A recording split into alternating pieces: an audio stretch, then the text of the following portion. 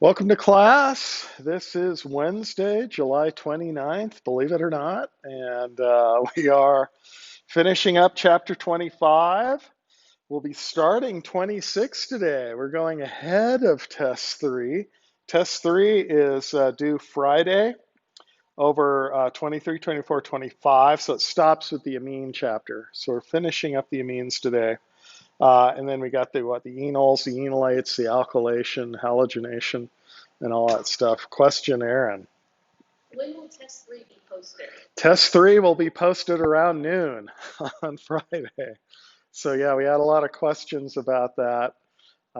We have to not only come up with it, of course, we have to proofread it and get it on there. And yeah, we don't have it available all day early in the morning, but yeah, you have at least 12 hours or so to do it. But don't wait until midnight to upload. A couple people had problems that way. Get it done earlier. Sorry, it's on a Friday.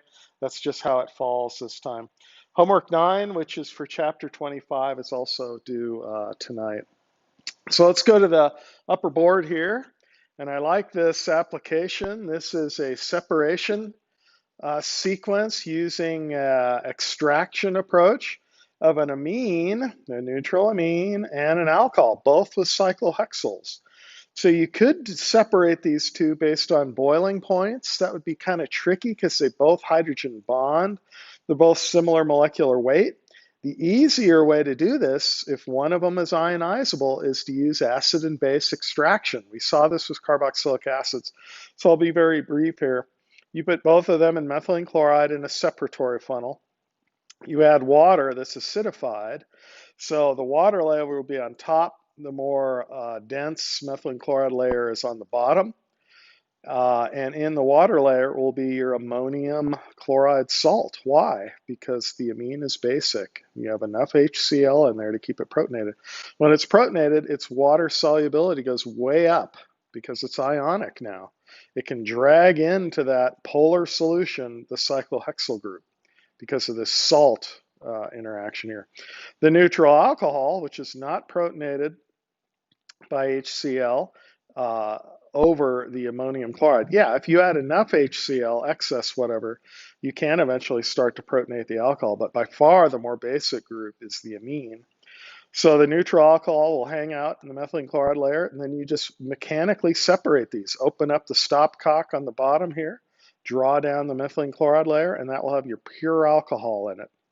Then what do? You take your aqueous solution here, which has your ammonium salt. You can put that back in the sup funnel, put in some more methylene chloride, and then neutralize with base. You can add sodium hydroxide. You got to go up above pH 10 or so. That will give the neutral amine that will migrate into the methylene chloride layer, or ether. You can use the nonpolar ether layer, which might be on the top. And then you can easily separate both of them in neutral form. But right here, this scheme, we're showing separating the pure alcohol here and the pure ammonium salt. So you always have to keep in mind the pH and what the conditions of your ionizable molecule is in there. So amines and carboxylic acids can do that.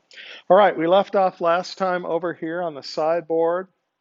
We were talking about reductive amination, and we were reacting amines, both primary and secondary, with aldehydes or ketones in the presence of sodium cyanoborohydride. So this reagent is directly analogous to sodium borohydride, the hydride reducing agent we've already seen before. So the product here is the reduced form. This hydrogen here came from the sodium cyanoborohydride. And with a secondary amine, what would it look like? It would look like this with the two alkyl groups on there. These both go through an iminium ion. And this iminium ion is the thing that actually gets reduced with the sodium cyanoborohydride. But why the difference now? Why the cyanide here? Why not the sodium borohydride? Well, we have to look at the mechanism and look at the structure of this reagent here.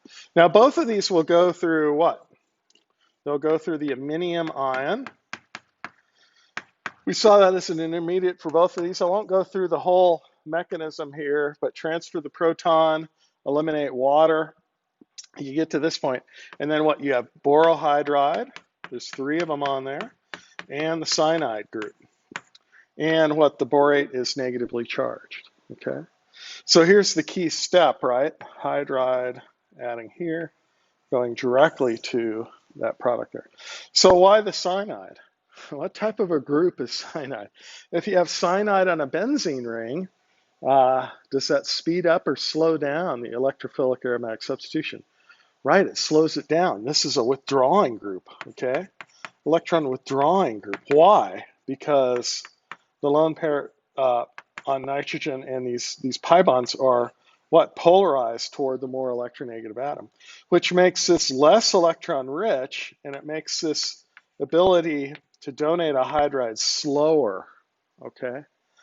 By pulling these electrons this way, these hydrides, these pairs of electrons, are less able to come off, okay? And the reduction is slower. What happens if you use sodium borohydride for a reductive amination? Right, instead of having time to form the aminium ion, okay, the sodium borohydride without the withdrawing group can simply just add to the ketone and you'll start to get just a lot of alcohol. And that's a reaction we learned before, right, in reductions, I think chapter 18, no, 20, I think so. Sodium borohydride with aldehyde ketones just gives the alcohol products. So you have to slow down the hydride reagent enough to allow for aminium ion formation and then reduction. Also, the aminium ion is a better electrophile than the initial carbonyl. Why? Because it's charged, right? These electrons are polarized toward nitrogen, but when it's initially formed here, loss of water, whatever, it's the aminium ion, like that. Yeah, so you need this reagent in order to do the reductive amination. I think that's enough on the mechanism. Let's go on to some more acid-base issues here. And when we're talking about acid-base issues with amines, we're talking about what? The neutral amine as a base and the ammonium cation as the conjugate acid. Or we can have that ammonium cation already formed and consider that as the acid, right? That's the pKa of it. Let's look at these two here. The anilonium cation versus a simple alkyl ammonium cation. Okay, so these are the conjugate acids of those bases. What are the pKa's of this? Here we know, around 9. Actually, if you have an alkyl group, it's a little more basic, which means the pKa is a little bit higher.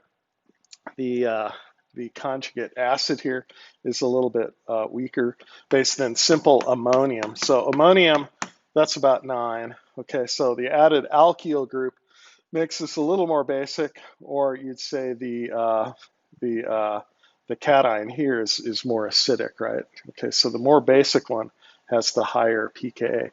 What about here? Is this around 9 or 10? No, it's actually 5. Well, 4.6. Okay. Which means what? Considering the two bases here. So this is the stronger acid, right? At 4.6, the lower number. This is the weaker acid, which means what? This is the stronger base, right? Why is this a stronger base than this? This is the weaker. So, question here, why? Let's figure this out. So an alkyl amine, right, has an alkyl group, a carbon on it here, that's considered to be electron releasing, electron donating into the lone pair, making that lone pair more available and more basic. We've talked about that from the electronegativity, comparing that to oxygen acids and bases. So this lone pair is what? sp3 hybridized, and this is kind of the key, I think. Why is this one weaker? Anybody? Okay. Yeah, so this one is right next door here to sp2 aromatic, right? All these pi electrons. So what's the hybridization state of this nitrogen? Right, it's sp2, and the lone pair here, and we talked about this before, is in a p atomic orbital, right? So the hybridization, the sigma bonds coming off the nitrogen here to carbon, and the two hydrogen are sp2 hybridized. But the lone pair is what? Able to go this way. And we know this from aniline. This is a strong activator for electrophilic aromatic substitution.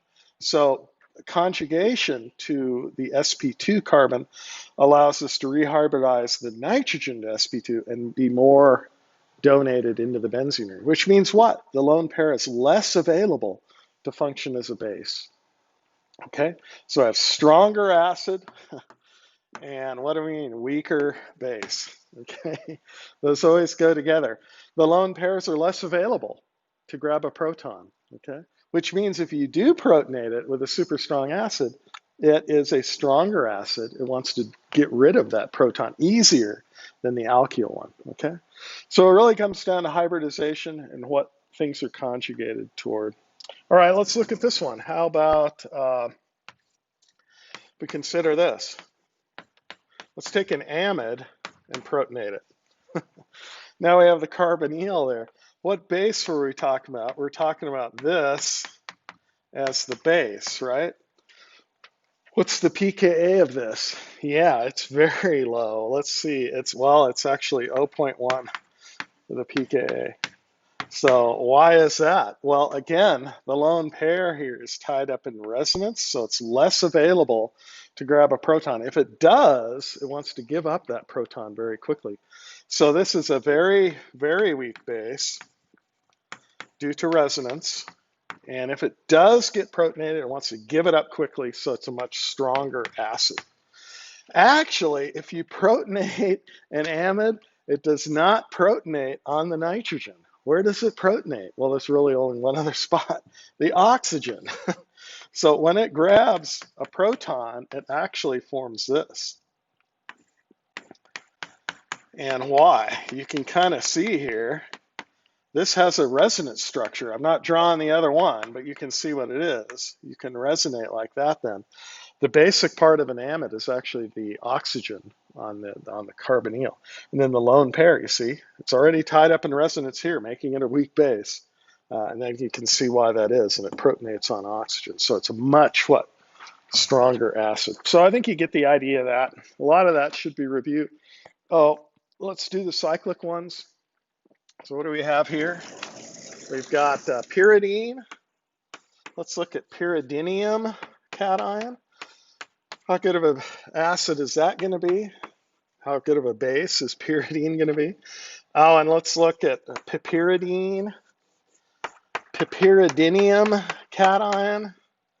Let's see, we got a couple more. Oh, how about pyrrolidinium cation? Yeah, I think that's good enough. Let's look at those. So what are the pKa's here? Well, pyridine is 5.3 pKa. Protonated piperidine, and again, this is the reduced form, right? These are all sp3 hybridized here. So this one, pK-wise, is actually a lot higher, 11.1. A much weaker acid, which means what? It's a stronger base. And then what about this one here? Well, this is the strongest acid by far, similar to the amide, 0.4 for its pKa. So what are we looking at here? So we have the bases. How basic are they? Well, we've got this one, right? This lone pair is what? sp2 hybridized, okay? This lone pair here in the base is what? sp3 hybridized, okay? What about this lone pair here? Well, that lone pair is in a p atomic orbital. So we're looking at the hybridization of those lone pairs here. So what can we say here? Well, this sp2 lone pair is held more tightly, right? It has more S character, 33% S. So this is held a little more tightly. This lone pair being sp3 hybridized, 25% S. Remember, the S is the spherical atomic orbital. So when you mix the two here, this is going to be held a little bit further away. It's going to have a lot more P character to it, right? And plus, these are alkyl groups. It's not aromatic here. So these alkyl groups are actually donating in electron density and making that what? More basic. Yes. Okay. Stronger base. Okay. Weaker base here. Okay. Which means what? Stronger acid. Okay. This lone pair held more tightly. It's a little harder for it to grab onto a proton. But these lone pairs here, sp3 hybridized here, are much more available to grab a proton. And yeah, when you have more alkyl groups on an amine, it becomes more basic. And the conjugate acid less acidic. So there's a lot of back and forth rationalizing here, but it all goes back to the structure, right? So you can look at that. And what about this one? Why is this such a strong acid? Very strong acid, we could say. Why? Because this is a very weak base. Okay. Why? This lone pair is not available. Why? Okay. Yeah, it's aromatic. Okay. To break the aromaticity, that costs you 30, 40 kcals per mole, which means what? Very, very weak base. And if you do protonate it, it's very strong. In fact, you don't protonate on nitrogen. You actually protonate on, well, let's see. Okay. Let me get it here. You actually protonate out here, and you get that cation, which does have some conjugation left to it. If you protonate on here, you've got this. This is a conjugated aminium ion, and so that's a little bit better there. Or let's see. No, you can also protonate over here. Sorry. Yeah. And that one's also conjugated right there. Protonating directly on nitrogen, you still have the diene part that's conjugated, but here you have a vinyl aminium ion that's conjugated.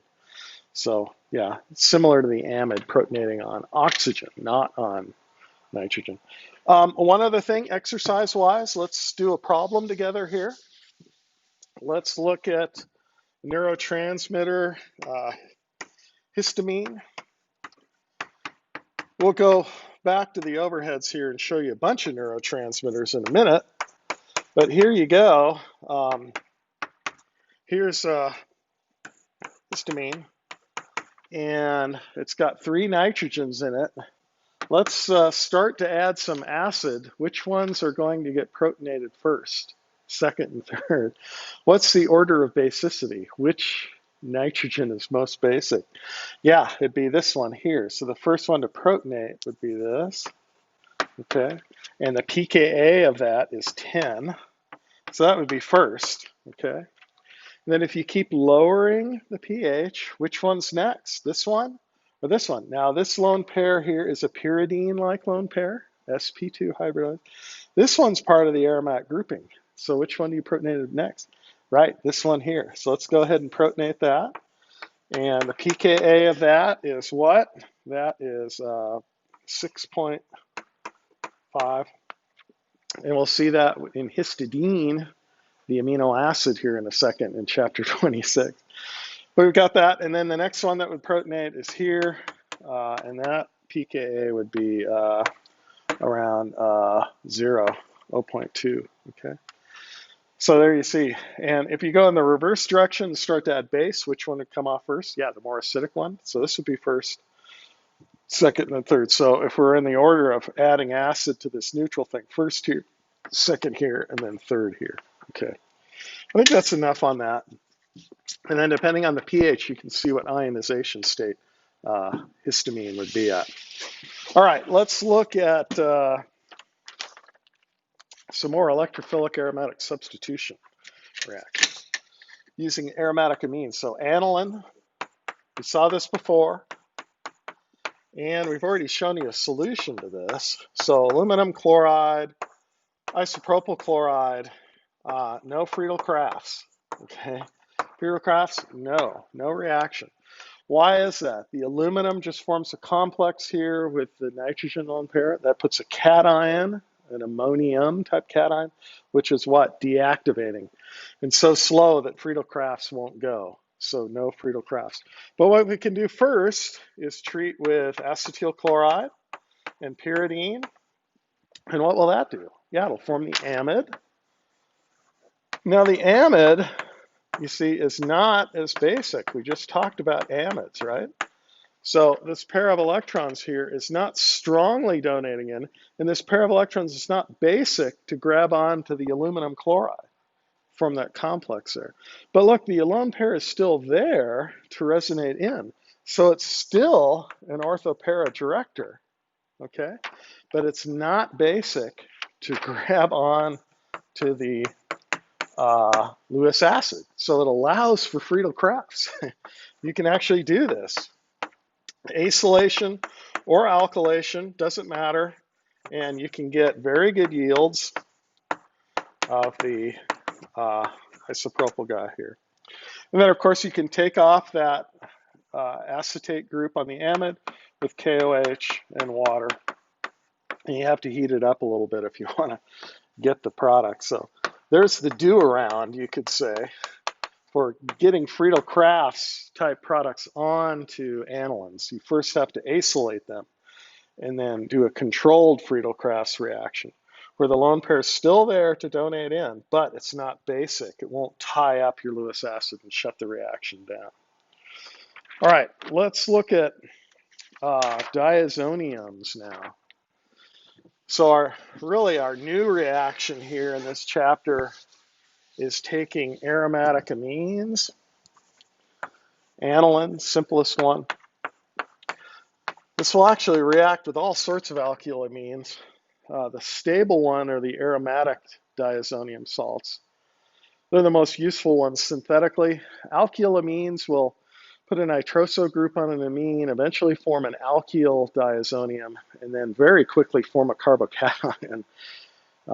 These are all based on loss of nitrogen. You'll see a little bit on the mechanism and what's going on here. But this is the Hono reagent, which is what students often say at this time of the term or semester. Oh no, yet another reaction we got to know. This is nitrous acid, and the action of that will make the aryl diazonium salt. And there's often HCl in here. The counter anion is that. And this is a stable salt material. You can isolate those, chromatograph them, whatever. They're actually quite stable here. Now, there's a couple things we can do here. We can react these with different nucleophiles, and we'll see what those nucleophiles are. Well, I've already had them on the outline. We'll review those here in a second. Water to make phenols, halides a couple different ways, cyanide from the copper reagents. You can reduce it with hypophosphorous acid back to the benzene, which seems kind of making the product simpler. But you can have the amine or the nitro on there and then take it off later. So these nucleophiles are very good to do a variety of reactions on there. Sandmeyer reactions are called. Or we can have another aromatic group here, which has a donor on it. And what this can do is form a new product here, the diazo products. And these are kind of neat because they have the nitrogen-nitrogen double bond, and then whatever this donor was here. And donors, you know, are orthopara directors. I'm just showing you the para product here, but they form these neutral, stable diazo products. Okay, and these are neutral, and they often absorb in the colored region. We'll show you a demo here in a second. So this is just simple electrophilic aromatic substitution, where the diazonium salt is actually the electrophile. Okay, so it's not just displacing it, the Sandmeyer reactions. It's also substituting on an electron-rich benzene. This is loss of a proton at that para position, just like before, and giving the diazo neutral products there. Let's go through some of the mechanism here for forming the diazonium salt. And I'm not sure how much of this I want to do. I've never required this mechanism on a quiz or a test, but don't tempt me. I could ask about this and ask what the true electrophile of forming the diazonium salt is. It's going to be different. It's It's this nitrosyl cation. So how does this work? If we're in the presence of strong acid, and this is completely analogous to nitration we looked at before with nitric acid instead. Okay, the nitrosonium cation. This will be a nitrosyl cation now. And so there we had a stronger acid, sulfuric acid in the presence of nitric acid. This is nitrous acid now. And let's use it to protonate there. And what do we get? We get out the protonated nitrous acid. And that's what we did to nitric acid before, right? And now we lose water. So that can come off. And then what do we have? We have the nitrosyl, which is the lower oxidation state cation. Now let's make sure that we know the charge here because we've got a lot of electrons, right? Nitrogen formal charge plus with 5 valence electrons. How many bonds? 2, double bond to the oxygen. How many lone pairs? 2, right. So do the math, plus 1. There's our charge there. You can kind of see it coming off there. That lone pair is still there. Break that bond. Yeah, nitrosyl cation, okay? Well, how do we go from there? Well, let's take our aromatic amine, our aniline, which is in there also. And remember, it's not as basic as a regular amine. So the neutral form, equilibrium-wise, yeah, there's some of it being protonated, of course. But we need the free amine in equilibrium to be able to grab the electrophile, okay? And so let's see, what do we get at that point? We get the aromatic adduct, which has 2 on there, and the nitrosyl intermediate, okay? And then what? Let's see, we need to transfer a proton out here, and I'm doing it intramolecular just to save some space. So we get NO protonated, okay? This has a resonance structure, right? So we can do this, double-headed arrow. What do we have now? We've got NN. So we're getting there. We've got a nitrogen-nitrogen double bond, right? And OH. Need a plus charge there. Don't forget about that. Let's see. So far, so good. So what else do we need to do now? We can transfer another proton here. And again, you could use some more acid HCl and do that intermolecular. If you want, I'm showing an intra. That's okay. So now we got aryl, the neutral amine, and N. The plus charge out there again. So we're really close now. What else do we need to do? Just use the lone pair to come in here and kick off the water. So lose water again. And there you go. Aromatic, nitrogen, nitrogen triple bond. That lone pair is still there. And where's our charge on this? Well, it's right there, right?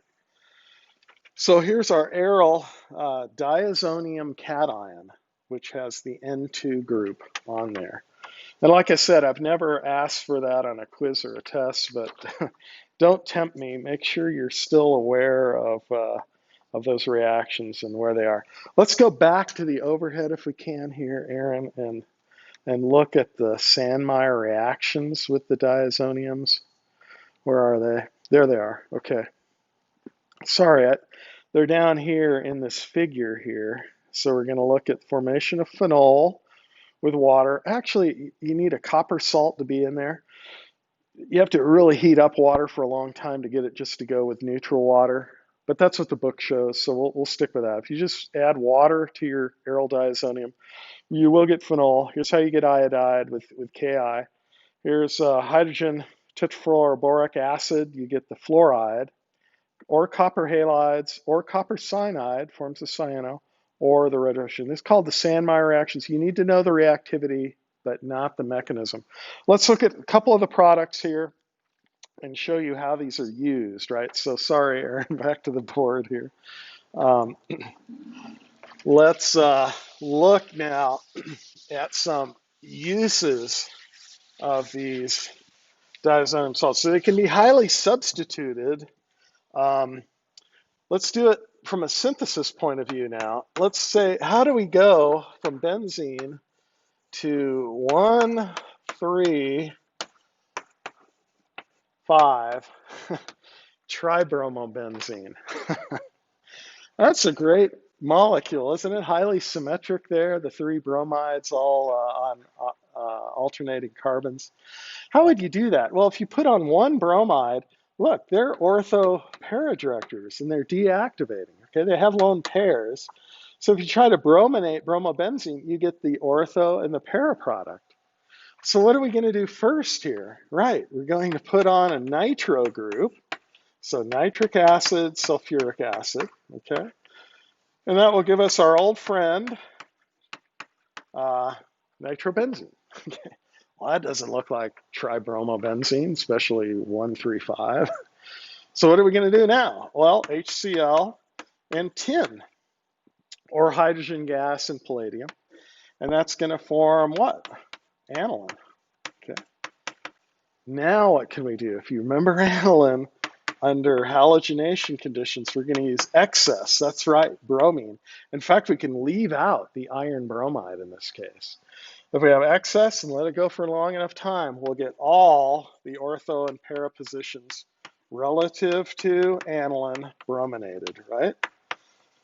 So all of these are very high yielding in the whole sequence, actually. So what do we need to do now? Yeah, so HONO. And typically we do it with sodium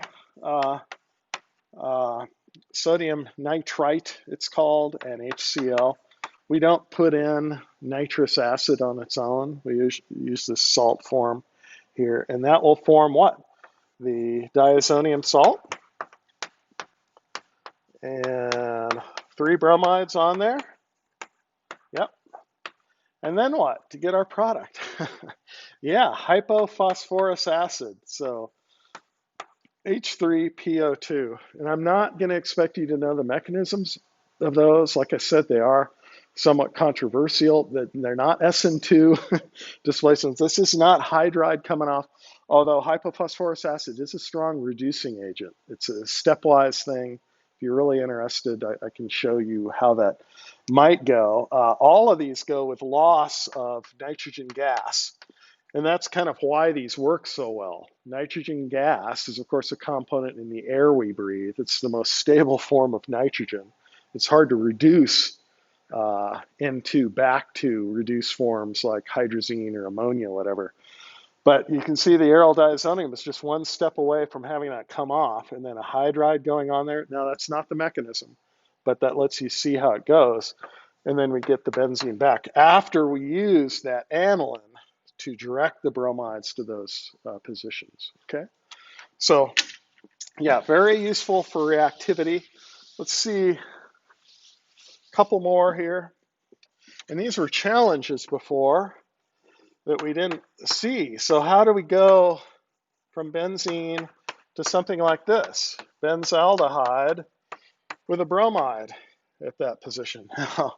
Even if we could get the aldehyde on there and have benzaldehyde, look, it gets a meta director, right? But we want the para thing.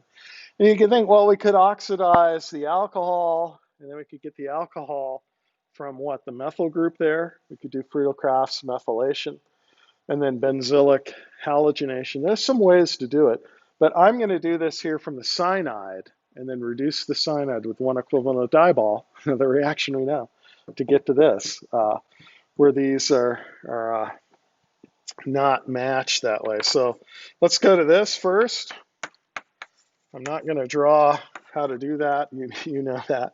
And then let's do nitration here. In fact, I'm not going to draw that either. Nitric acid, sulfuric acid. The bromide's an ortho-para director. You get the para product here, no problem. Let's reduce that, and I think you can add in that reagent too. So that would be the tin HCl or the hydrogen gas and the palladium catalyst. And then at this point, you can do what? The HONO reagent. And for a quiz or test, if you want to just select nitrous acid, that's fine. Or show sodium nitrite and HCl. Doesn't matter either way. So M2, then we've got it there. And then what? We're going to use the copper cyanide reagent. Okay. This mechanism's a little more well known. The copper actually inserts into the carbon diazonium bond, and that's been observed. And then the cyanide goes onto the benzene. It liberates nitrogen gas. So some of those steps are pretty well known, but I'm not going through the mechanism. Sorry. And then we get to the cyanide, the benzonitrile. And then the benzonitrile is reduced in one step, dibol, diacetyl aluminum hydride with one hydride on it. So it stops after adding once. It gives an imine, mini-amine. You have to quench with water, and when you work it up, you get that. The nitrogen ends up as what? Ammonia. Yeah. So it's kind of a few steps there, but you cleanly get this, which you couldn't get before with the reactions we've covered. Okay, one more. This is, again, another problematic combination here. Let's have a fluoro and a meta-ethyl. Okay. Now you could say, well, if we acylated first and had the acetophenone, we could fluorinate then at the meta position. There actually are electrophilic fluorination reagents, but we're going to use the Sandmeyer reaction from the tetrafluoroborate acid, and that will come from the ammonium. Okay, so let's see how this would work. So yeah, we start with the acetophenone and then nitrate that. Okay, now it's a deactivating group, but it is indeed a meta-director. Okay, but now we're going to reduce here HCl10, which will give us the aniline. Okay. And be careful here. We don't go directly to the diazonium. We go to the aniline first, and then with HONO, we go to the diazonium. And diazonium has that on there. And then what do we do here? Then we treat with hydrogen tetrafluoroboric acid. Sorry, there's 4 there. That puts the fluoride on in place of the diazonium. We're not done though, right? What else do we need to do? Yeah, we need to do the Wolff-Kishner or the what? The Clemmensen reduction. Take your pick there. It'll work for both of them to take that off there.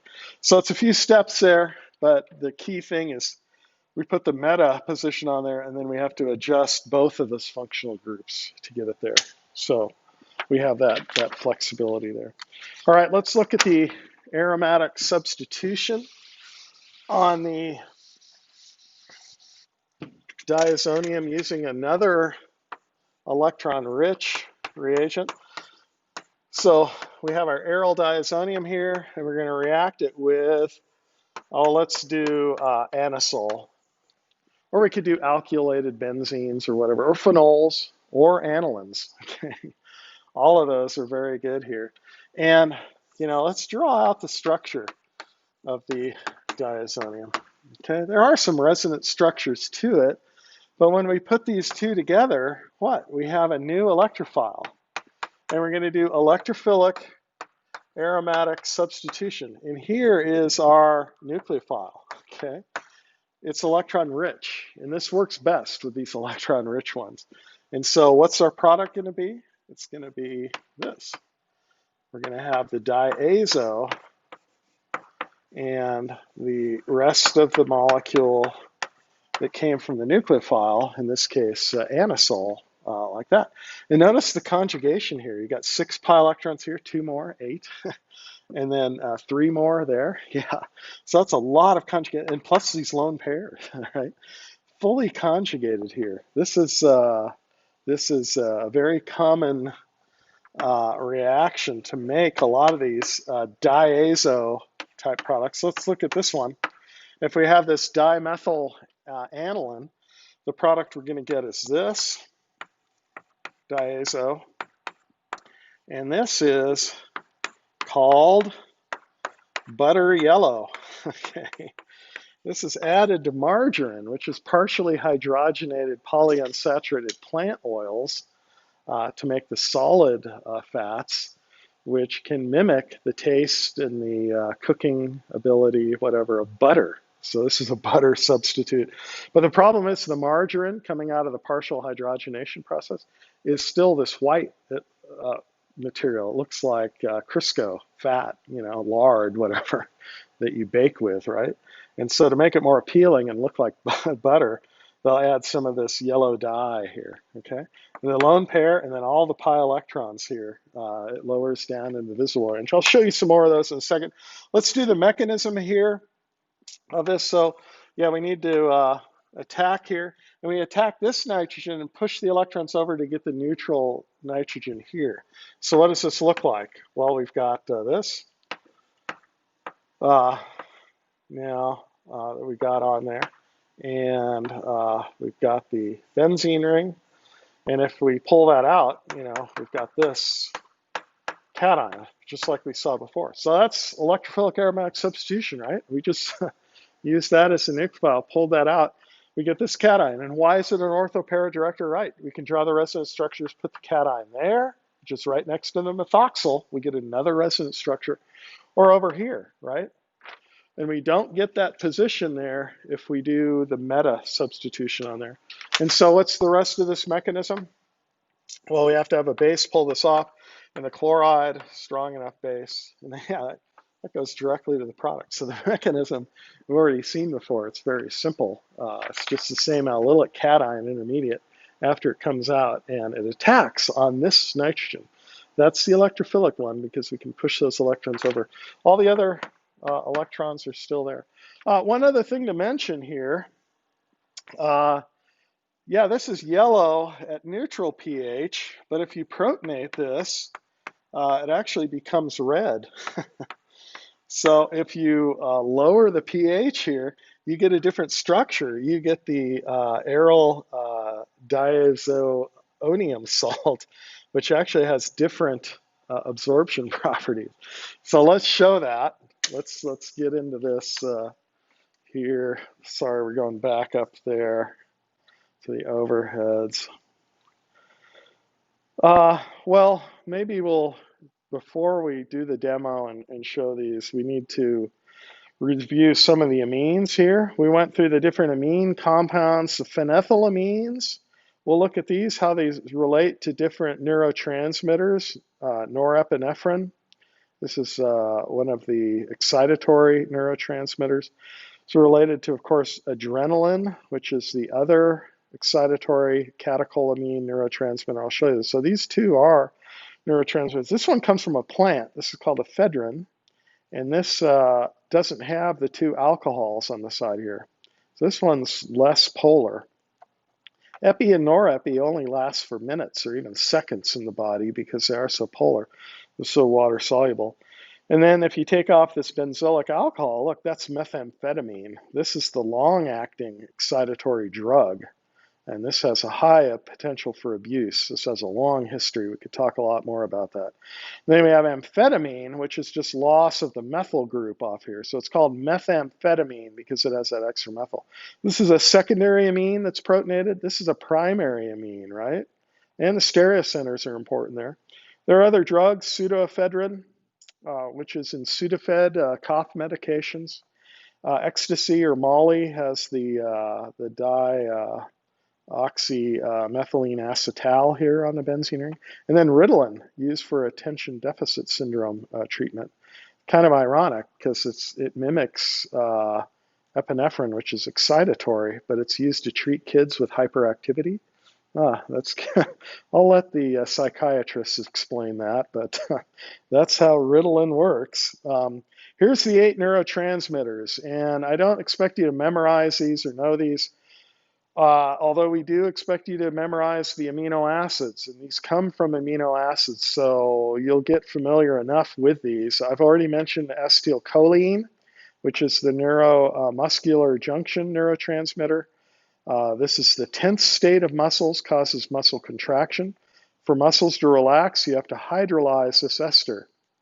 And there's an acetylcholine esterase in the junction or the synapse between the neurons, which hydrolyzes that and allows for relaxation. So there's all sorts of diseases related to deficiencies of acetylcholine or deficiencies in the enzymes that treat that. So this is probably the most common, abundant one in the body. The excitatory ones, epinephrine or adrenaline from the adrenal glands, and norepi, just a little bit difference there. This is secondary amine, primary amine. A little bit different places in the body. These are the fight or flight response neurotransmitters. When these are released upon stress, you're either going to run away or fight like mad. There's no in between when these start to rush in your body. Dopamine's the more common one in the central nervous system. It controls motor control, motivation, reward pathways in the brain. Very important one. Deficiencies here lead to what? Parkinson's disease. We'll say a little bit more about that later. Then we have glutamate, which is one of the 20 amino acids. There it is right there. You'll have to memorize that structure. Sorry. And if you memorize glutamate, you already know glutamic acid, sorry. Then, yeah, glutamate is just the ionized form there. This is the excitatory one in the central nervous system. If there's too much of this, there's such thing as excitotoxicity, hyperactivity, and stress that can be very damaging in the body, lead to seizures and other things. But you need enough of it for learning and memory.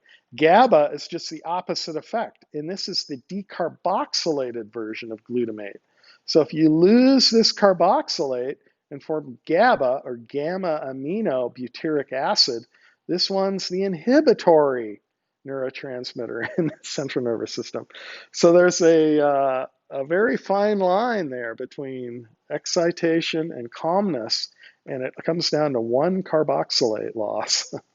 So again, yeah.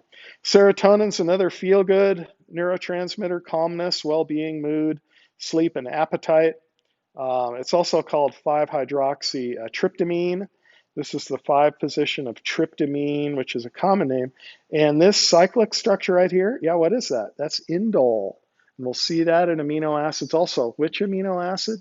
Tryptophan. So yeah, you're already seeing, you're going to have to memorize these anyway. And then we just talked about this one, histamine, right? This is the immune system response or allergy response. It's a strong bronchoconstrictor and vasodilator. So this gets the body ready to fight different allergens and different responses there. It also aids in sleep and gastrointestinal acid release after you eat.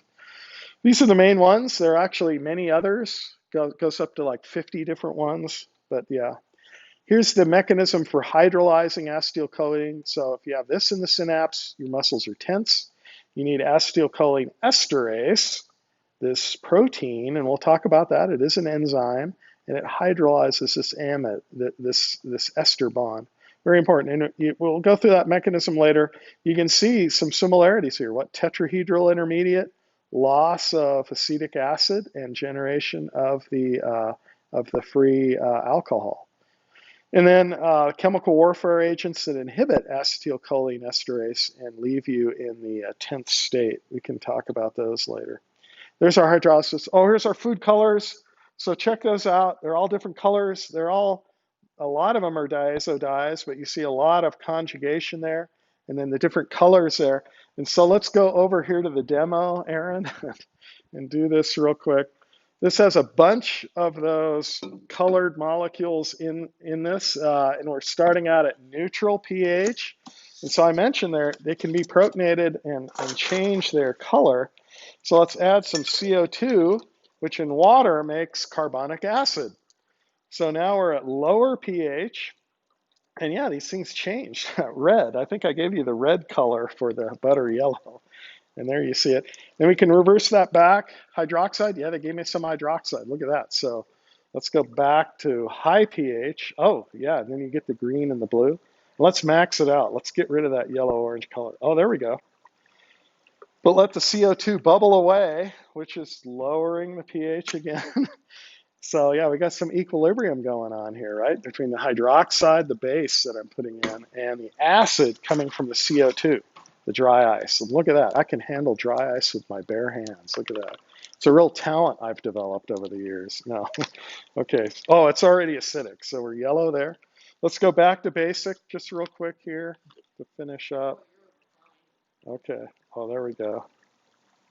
And yeah, there we go. Back to okay. And yeah, eventually the acid comes back. Anyway, so no, enough about the structure. A little bit of the changes. The key thing here, of course, are the reactions of the diazonium salts, the Sandmeyer reactions, the substitutions, and then the electrophilic aromatic substitutions. And then the little application are the dyes, the different colors there. And they are pH sensitive. And I think that's it for the first hour. So let's take a break, pause for the cause, and we'll be back in 10 minutes. Very good.